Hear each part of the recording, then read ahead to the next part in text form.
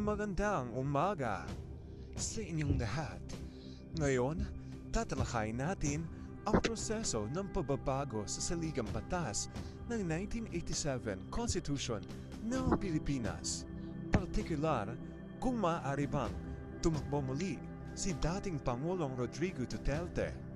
Susuriin natin ang legal na balangkas, mga kaugnayan na kaso at mga pamamaraan ng pagbabago.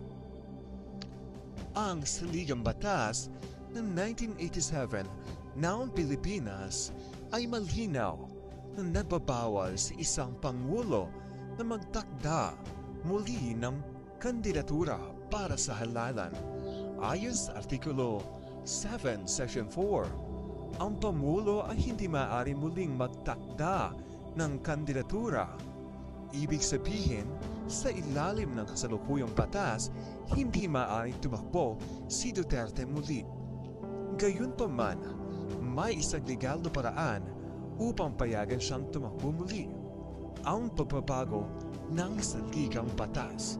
Sa presentasyong ito, tatalakayin natin ang mga posibleng paraan upang magawa ito.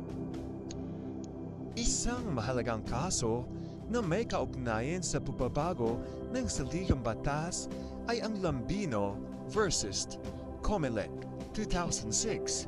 Sa kasong ito, isang grupo na pinangunahan ni Raul Lambino ang nagtangkang baguhin ang saligang batas sa pamamagitan ng People's Initiative upang palitan ang sistema ng gobyerno mula sa presidential patungong parliamentary. Ito sana ay magpapahintulot kay dating Pangulong Gloria Macapagal-Arroyo na mapalawig ang kanyang termino. Gayunpaman, tinanggihan ng Korte Suprema ang inisyatibong ito na nagsasabing hindi maaaring gamitin ang People's Initiative para isa-isang kabuuang pagbabago ng saligang batas. At kulang ang kinakailangang bilang ng mga verified na pirma. Ang desisyong ito ay nagtakda ng isang president na ang mga pagbabago sa saligang batas ay dapat sundin ang tamang legal na proseso. May tatlong opisyal na pamamaraan upang baguhin o repasuhin ang saligang batas. Una, ang konstitusyonal na asembleya o ang CONAS. Ang Kongreso mismo ang magbumukahi ng mga pagbabago. Pangalawa, ang konstitusyonal na kombensyon o ang CONCON. Ang mga delegado ay inihalal upang gumawa ng mga pagbabago. Pangatlo, ang People Initiative. Isang petisyon na pinirmahan ng porsyento ng mga rehistradong botante ay maaaring magmungkahi ng mga pagbabago. Tatalakayin natin ang bawat pamamaraan ng detalyado. Ang unang pamamaraan ay ang konstitusyonal na asembleya o ang CONAS. Sa prosesong ito, ang Kongreso ang magmumukahi ng mga pagbabago. Ang mga pagbabago ay dapat aprobahan ng 3/4 o 3/4 ng lahat ng miyembro ng Kongreso. Kapag naaprubahan, ang pagbabago ay isusumiti sa mga tao sa pamamagitan ng plebisito. Ang bentahe ng pamamaraang ito ay mabilis dahil ang Kongreso ay nasa pwesto na.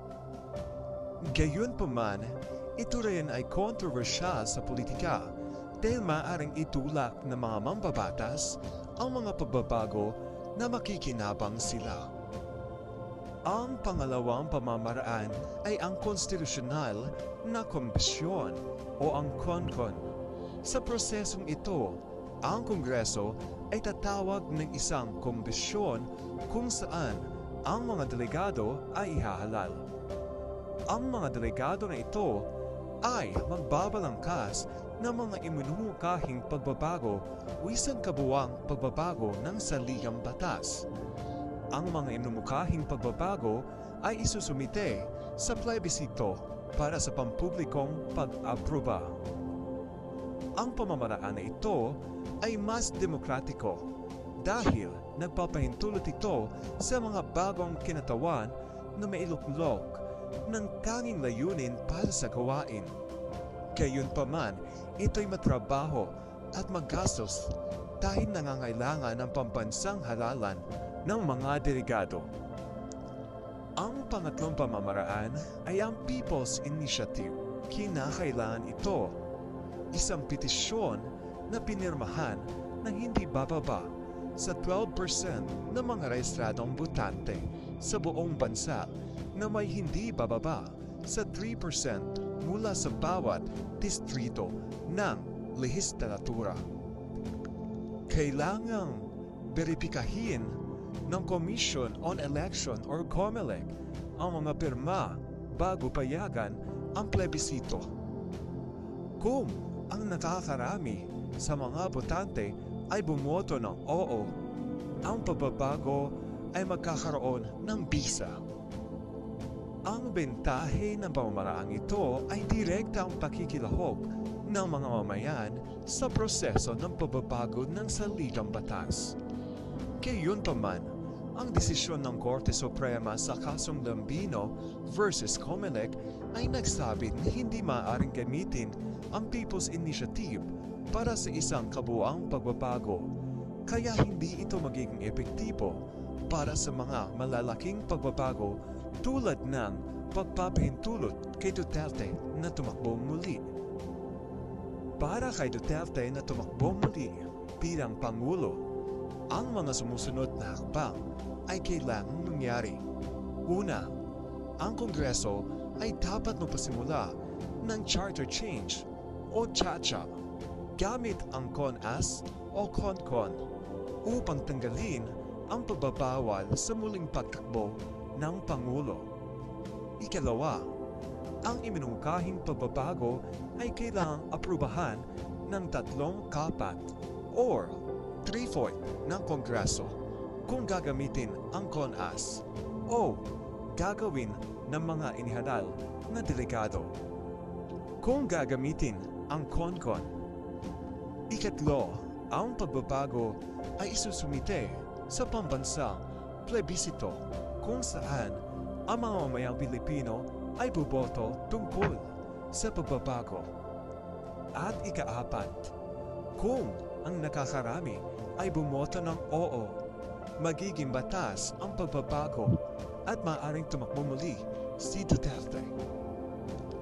Ang prosesong ito ay hindi madali at nangangailangan ng malakas na suporta sa politika at pampublikong pagsang-ayon. Sa konklusyon, ang tanging legal na paraan para kay Duterte na tumakbo muli ay sa pamamagitan ng pagbabago ng saligang batas.